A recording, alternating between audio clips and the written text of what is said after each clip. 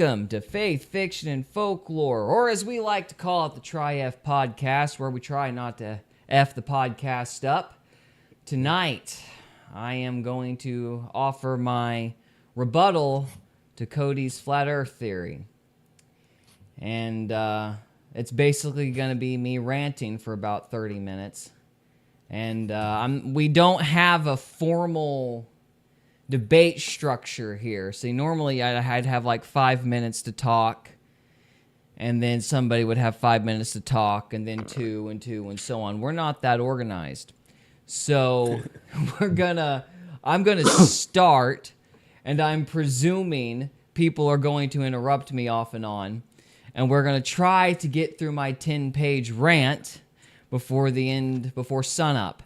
So with that said, I guess we're going to kick it off. So, why is the Earth not flat? I am going to attempt to prove that the Earth is round using history, math, and a variety of gotcha questions that I swear are not meant to sound trite. With that said, let's begin. So first of all, we've got history. Now we've got Pythagoras, Aristotle, and let's see if I can say this right, Eratosthenes. Aristophanes, thank you. We got a variety of Greeks. They were proposing that the Earth was a sphere.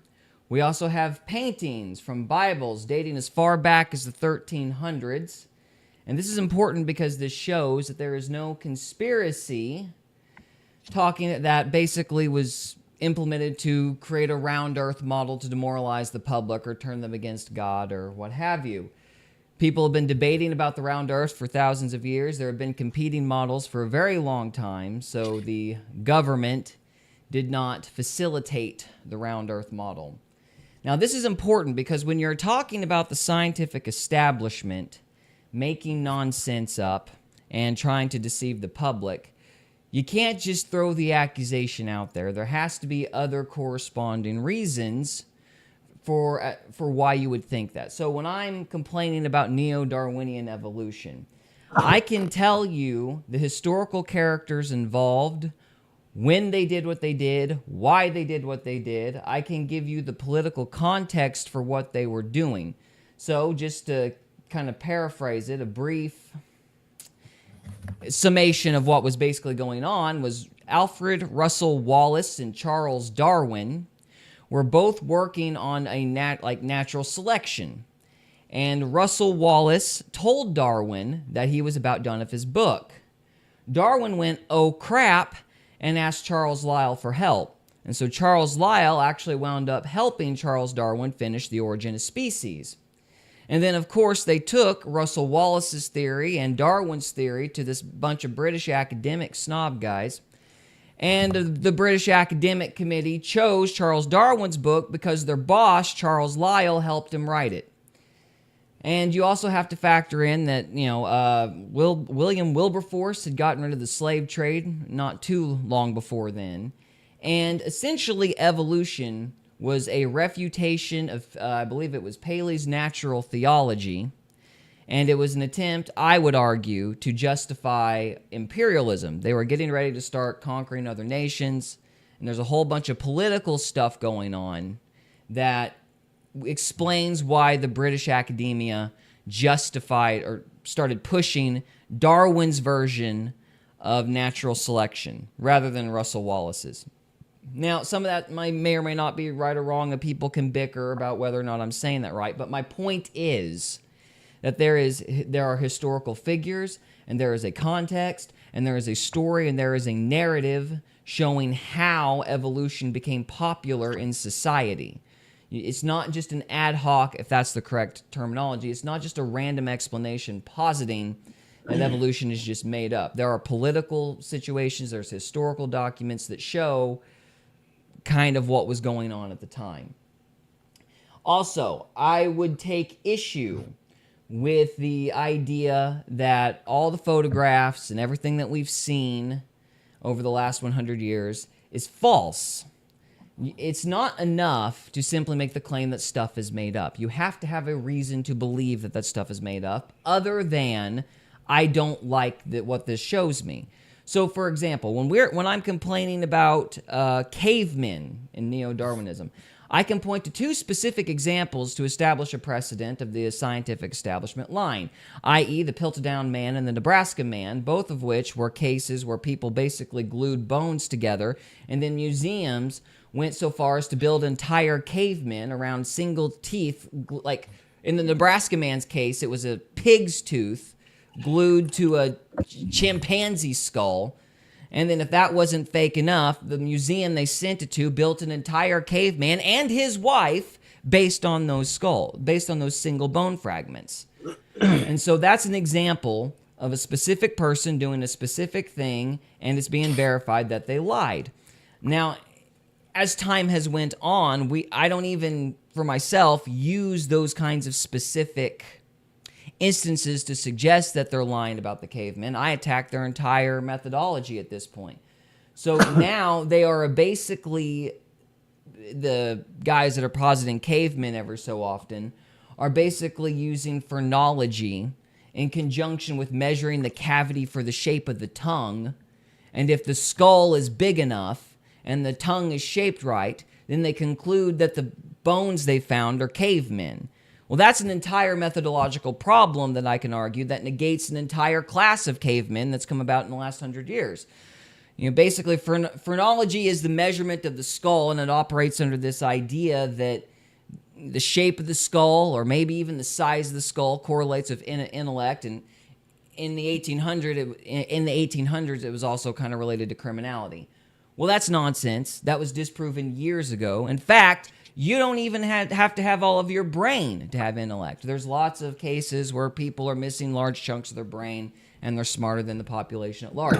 So phrenology is a debunked science, and yet they're still using it to justify cavemen. So that's why I say the majority of the cavemen that are coming out today are false. So it's not just enough to accuse something of being false. You can't just look at a picture and go, I don't like that, it has to be fake. You have to have basically specific complaints that would lead you to conclude that they're fake, i.e. a historical figure that is said to have lied or glued bones together, or there's a general methodological problem that is creating these fake results, i.e. they're using phrenology to justify cavemen, only they've replaced the tape measure with cranium size and genetics. So that's important to understand. It's not enough to just say something is fake. You have to give specific reasons why it's fake. Now, point number C, motion. Why can't we feel ourselves spinning? Well, this is simply due to centrifugal force.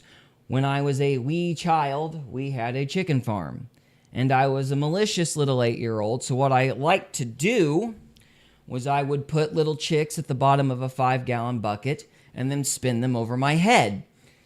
And the reason I did this was because they stayed at the bottom of the bucket, and I thought it was hilarious. And it turns out I wasn't a mean little 8-year-old. I was a scientist, apparently, because that demonstrates centrifugal force. So, replace the chicks with, say, an inch of water. And then imagine you're the bacteria within the water. If you spin the bucket, then you're not going to feel the force. You are essentially the bacteria in the water. The bacteria aren't going to feel anything. You're not going to feel anything if the earth is spinning, because you are, in effect, in some respects, in a closed system. So because of the atmosphere and the fact that the earth is so large, you're not going to feel yourself spinning. The next point of that is, well, no, I'm going to move on to that here in just a second. So we're going to move on to the next point. So this is D. Clockwise and counterclockwise stars on the northern and southern hemisphere. I can't remember which is which. Sorry? Can I stop you? Yes. Okay, so with the bucket example, it doesn't make sense to me because it's a different kind of spin. Because, like with that, you're within a closed container. So if you were saying like the Earth was a bubble and we were on the walls, that would make sense because we're getting pushed out. Yeah. But, or on a flat area like the bottom of a bucket, that would make sense. But yeah, that's a different. That would mean we would fling outward. We would go into the sky. So you're saying the centrifugal force would actually throw us into space, not the other way around? Yeah. Okay. That is a good point. I don't think that's how that works, though. I think what you're forgetting is the fact that the reason I'm changing it over into water in a bucket is because the same phenomena happens with water. In the analogy, the water is the atmosphere, and we are the bacteria within the water. The water itself is being pressed down towards the bottom of the bucket. And the bacteria are moving independently regardless of the forces around it. Does that make sense? But it's the opposite. Like the bucket is a closed container, but we don't have a closed container. We have a gradient. Okay, explain what that means. I'm not sure what you mean by a gradient. Our atmosphere is a gradient. It's a different layers of gases. Yes, right? But that creates air pressure. Allegedly. That creates air pressure. It creates a bubble. Yeah, but the force is still system. opposite. It's still an opposite force. Okay. Well, I think part of this can be accounted for with gravity, which I'm going to get to here in just a second, because this is really what we're talking about. The centrifugal force is pushing everything kind of together, but it's not just that. It's also gravity. And flat earthers, I believe, from what I researched, and bear in mind, I only looked at this for like a week, but from what I researched, they do acknowledge that this is a problem, which is why they deny the existence of gravity and resort to magnetism. There was two theories that I found. One was magnetism, the idea that you're in a magnetic vortex of some sort, and there's certain magnetic fields. The other was upward acceleration. Now, each one of those I don't believe that. I'm sorry? I don't believe the upward acceleration thing. Okay. Yeah, well, I was going to get to the problems of both of those here in a minute. Yeah. I have my cute little outline. But that, I think, what you're not taking into account with the centrifugal force is gravity. And so my point is, with the spinning, it's going to pull everything, with the spinning, I guess, and gravity, it's going to pull everything towards that central point. Because this was the confusing. So I guess we're moving on into gravity.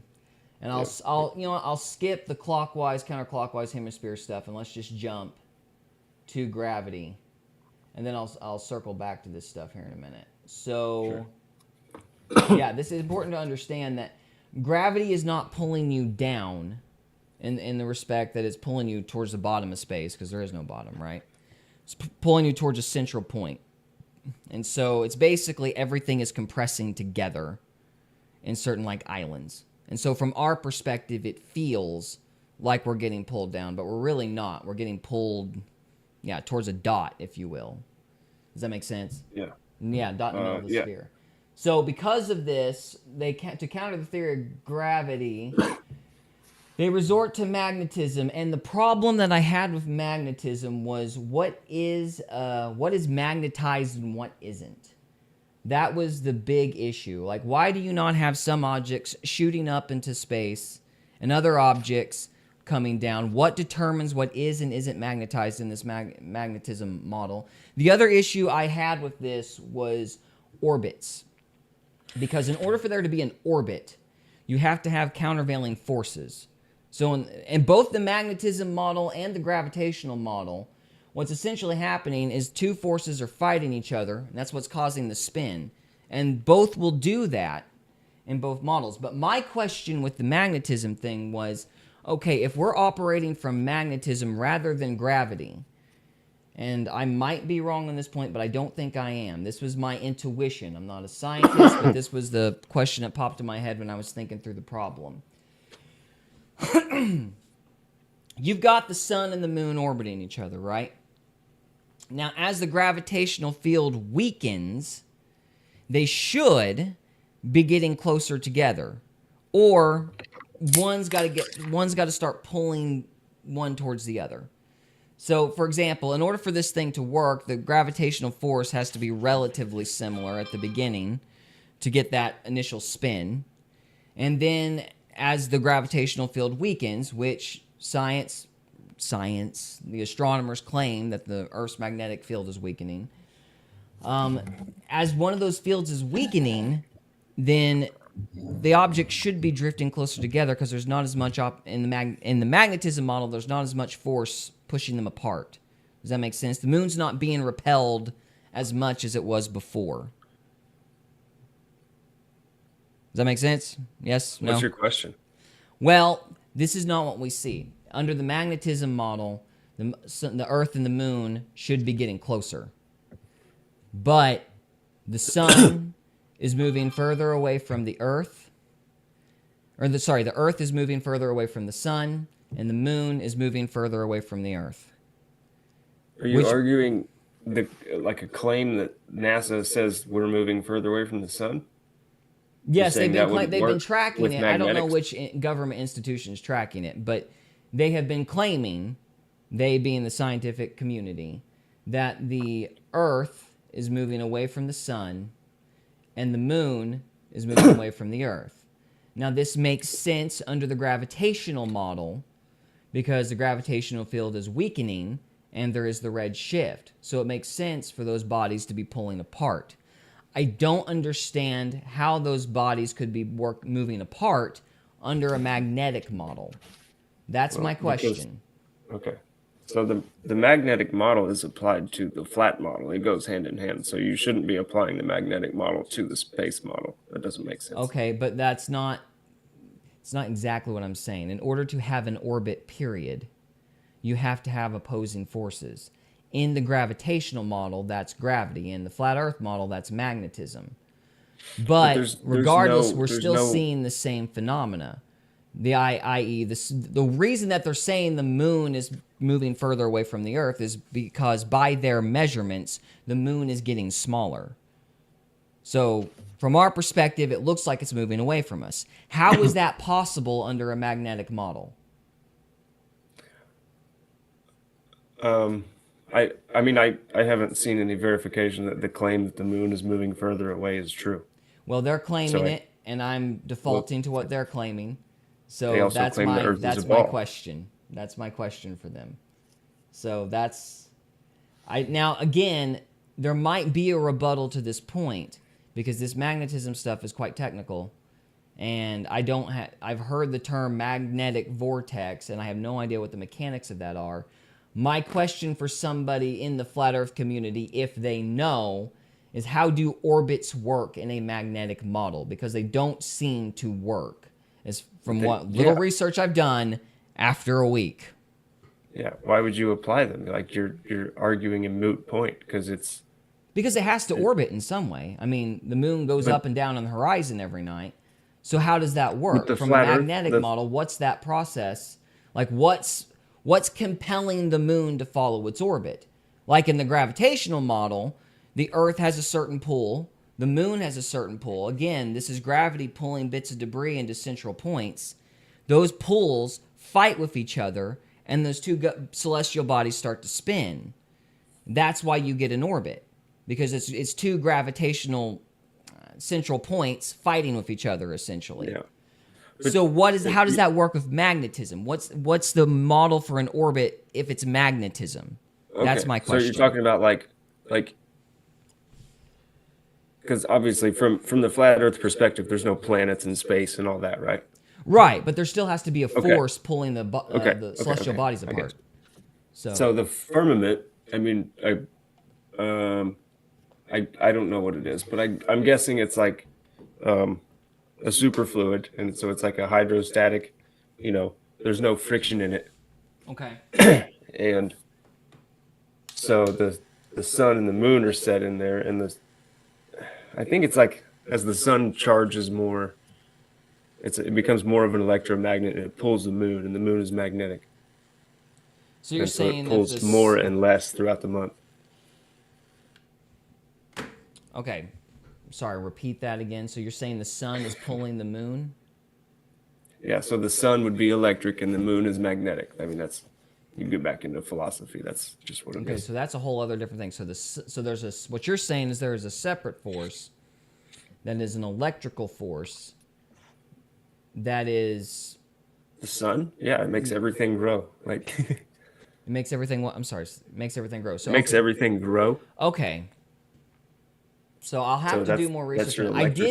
I did mention that in my paragraph. I said that there has to be a different force, a third force that has to be doing something, because if it's just magnetism, those two bodies are going to be Okay. coming Yeah. together. So if you No, have yeah, an it's electrical force, electromagnetism. if you have an electric force from the sun, maybe that's doing something. Again, Yeah. I've looked at it another week. So for all of a week. So that's possible. I'm not saying it's right, but that's possible. The bottom line is you do have to have a third force. But I will note, I didn't come across anybody saying that, what you've said. So you're telling me this for the first time. I believe you, and I'm going to concede the point. But I'm just letting you know, I haven't heard that from anybody yet. Okay. Yeah, I'm just doing my best here, man. But yeah, the sun is supposed to be electric, and the moon is magnetic, and so like, you can even apply this to relationships, like straight up. So like the man is electric, and so like when he does things, when he's like, doing stuff, she's magnetic. She magnetizes to him. Okay. Right? So the sun is electric, and it pulls the moon, and you go through phases each month, and like so the sun is like gives out less of a charge, so it doesn't pull the moon, so the moon kind of drags behind a little bit, right? And so that's what the moon phases are. Why it gets further and closer away to the sun. Okay.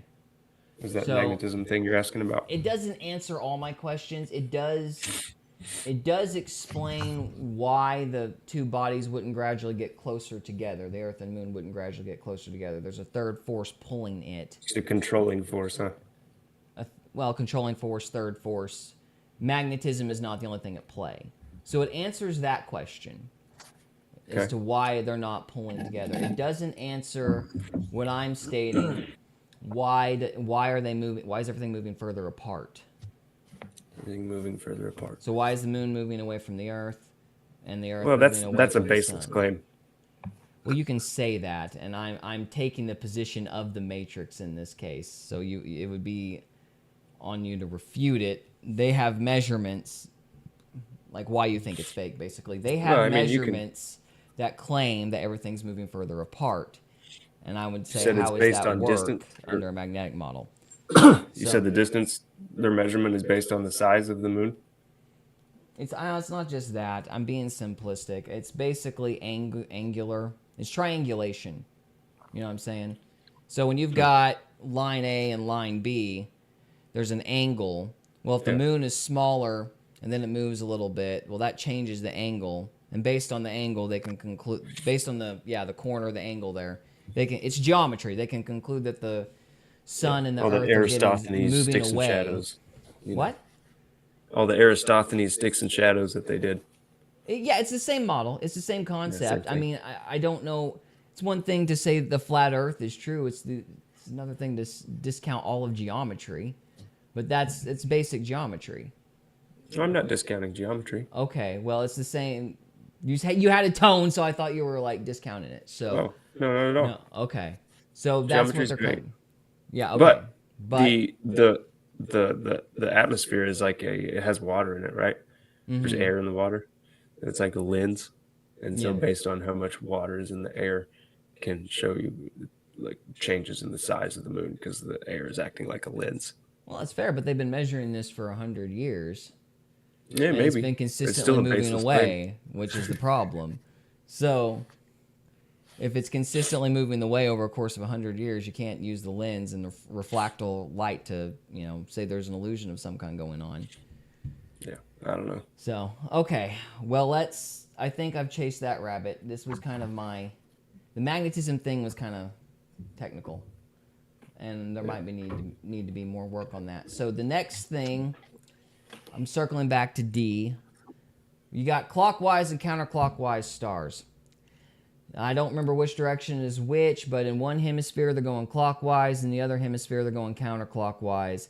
I have heard people sit there and say it's a matter of perspective, and honestly, every flat earther that tried to refute this point, it was just bull crap. What they said didn't make any blasted sense as to how do you account for this, because the bottom line is when you're standing on a flat plane and you're looking straight up, it doesn't matter where on that plane you are at or which direction you are turned, those stars are going to look like they're going counterclockwise or clockwise. They're all going to be going one direction if you're on a plane. The only way to explain the clockwise and counterclockwise stuff on the hemisphere is to have a sphere or maybe a cube, but somebody has to be upside down. You have to like literally flip your point of view to get that effect. So there's clockwise and counterclockwise stars. The next point is North Star can't be seen in certain regions of the southern hemisphere.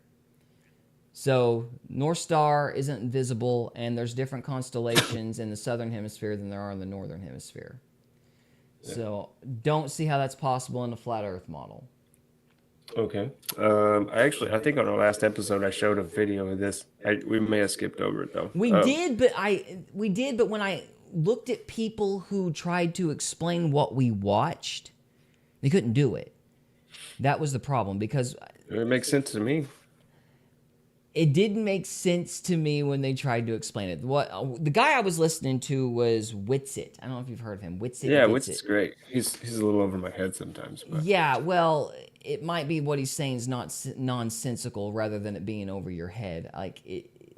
I don't like Professor Dave, but the guy was saying a lot of flashy terms, but he wasn't explaining the mechanics of it very well whenever I listened to him debate Professor Dave.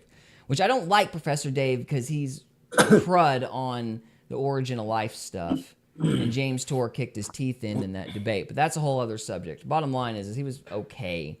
When he wasn't being snarky, he was okay on this subject. Yeah. But when Witsit tried to explain this perspective thing, in my opinion, he completely failed. Because I could not understand what in the world he was trying to say. It sounded like what he was saying was that there were just different... somehow the way that the stars turn changes depending on where you're at on the plane, but he didn't really explain how that was possible.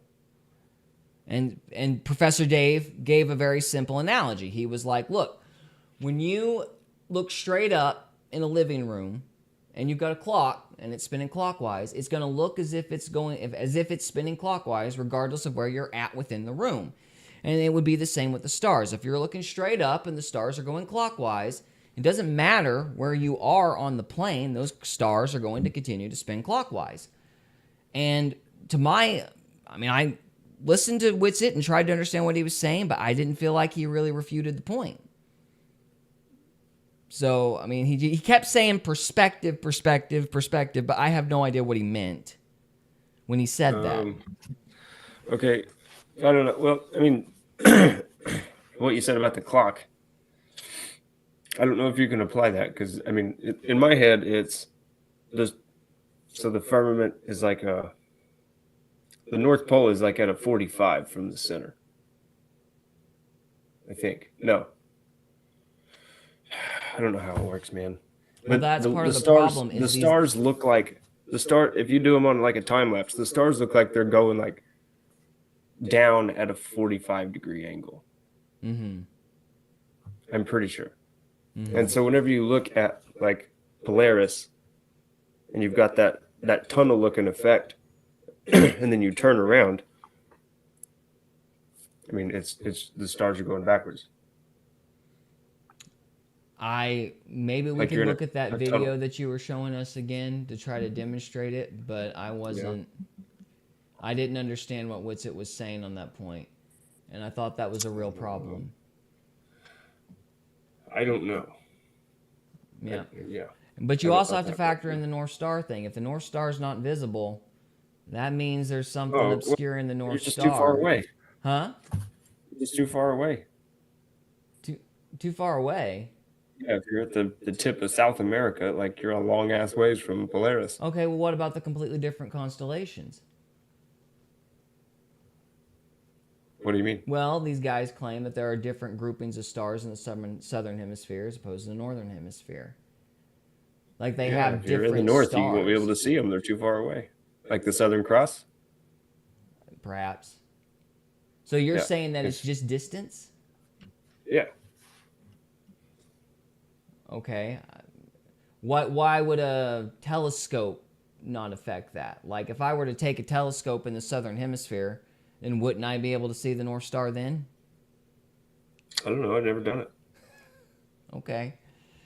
I would think it's a little convenient, but okay. All right. So they're too far away. All right then.